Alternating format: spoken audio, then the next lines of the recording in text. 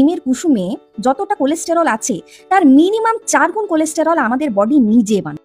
এখন আপনি বলতে পারেন, যদি কোলেস্টেরল এতই ভালো হয় তাহলে ডক্টররা কেন ভয় দেখায়?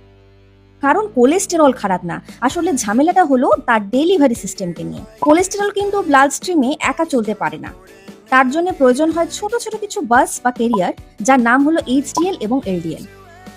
হ্যাঁ, যেগুলোকে আপনারা গুড কোলেস্টেরল বা ব্যাড কোলেস্টেরল হিসেবে জানেন।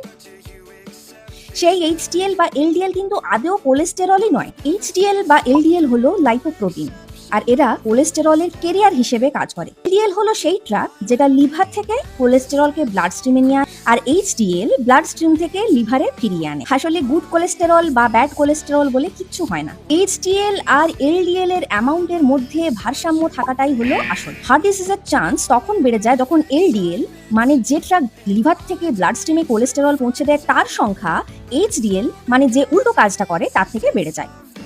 এর ফলে কি হয়?